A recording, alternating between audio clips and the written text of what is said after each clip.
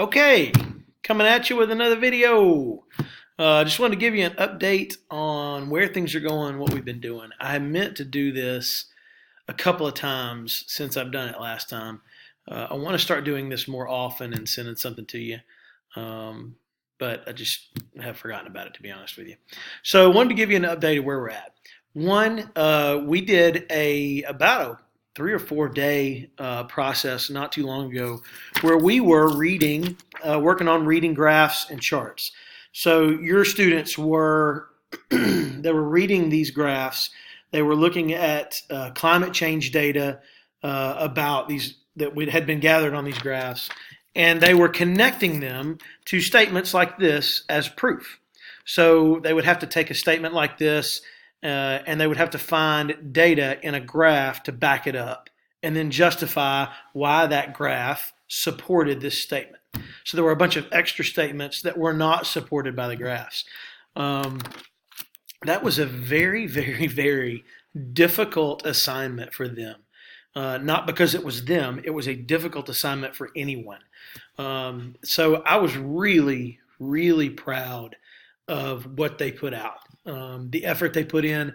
Some of their statements were hard to figure out. The graphs were very, very, very hard to read. And it was really tough for them to kind of wrap their minds around what what the graph was talking about. There was wordage that they didn't know, like the measurement for this one graph was 10 to the 22nd joules. So there was talking about some energy measurements that are way, way, way over their head content-wise, but they figured it out. They made some associations. They picked out the things of the graph that were important so that they could support their statements. And I was really proud of them. It was great. Everybody did really well. There was an assignment I left about a week and a half ago. Whenever I went to an AMLE conference in Nashville, I went to a middle school educators conference and learned some really great stuff to apply in my classroom and stuff that I could use. It was a really, really great experience. And while I was gone, I left a PowerPoint slideshow for them to look at. And that PowerPoint slideshow also included this worksheet. And this this packet, I guess, is 12 pages long. 12 pages long with all these blanks and questions in it. And that looks very daunting. It looked like it was a lot, but it really wasn't, because these words, these questions work in perfect order with that PowerPoint presentation. So really all I wanted them to do, was talking about human impact on the environment, was to go through the PowerPoint presentation, to copy down these answers. These were like guided notes. They were talking about things like how humans have impacted the environment, or the human activities that impact the environment, or how early humans obtain their food with little waste and that kind of stuff. There was a lot of stuff in there. It was a really good slideshow that I found. Did not create it myself. I found it. And they were supposed to do that, and it was a big grade.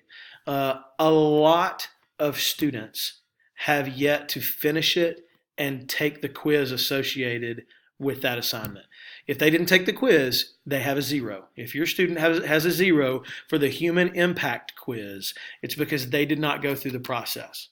Now, I can give them the packet still, that's no problem, and they can access the PowerPoint in Canvas. Easy. It's very easy to, they know how to do it. They did it for 2 or 3 days. This is not an assignment that requires a high level of thought. It is an assignment that requires a high level of grit and resilience, because there are a lot of pages to it. There's a lot to do, but it's not difficult at all. The grade they will receive is not a grade for the packet itself. When they finish the packet, there is a quiz in Canvas that they can take that is 10 questions.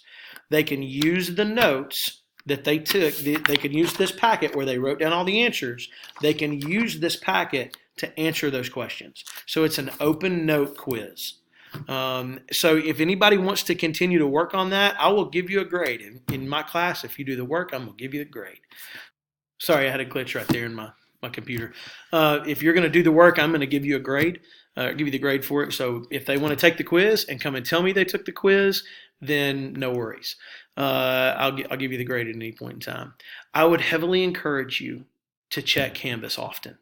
or check Aspen often. I'm sorry, Aspen, Canvas too. But Aspen is gonna, I put grades in, I put zeros in a lot of times if there's something not there. If your student has a 0, it is not something they have attempted. It's something that they have put either no effort in whatsoever, or they weren't here the day we did it, or anything. So I put a 0 in to hold that place. But like I said before, if you do the work, I'm going to give you the credit.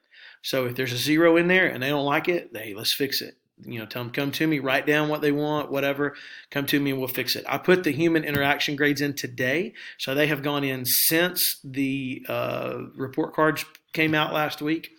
But like I said before in a previous video, by the time you get the report card, it is already out of date. So I would encourage you to check Aspen often in all of the classes. I have had multiple people do a couple of assignments that they had 0s for in my class and raise their grade 2 or 3 letter grades because of how heavily I weight some of those bigger projects. So I hope that you will check Aspen often and check out what's going on. I just wanted to give you an update as to kind of where we were at right now in your kids' science class. If you have questions, you have my number. Feel free to text me or send me an email at any time. Don't feel like you're bothering me. If it's something I can answer, I'll answer right then. If I'm busy doing something with my family, honestly, I'll just put it off until I'm not busy. But I will get back to you. So I hope you guys have a great Thanksgiving break. Everybody had a great day today. We saw some documentary footage about some different biomes that we had studied as kind of a review. So it was a good day. It was kind of a chilled out day, and everybody did well. I hope they had a good time today. I'm glad you sent your kid to school because it was super important.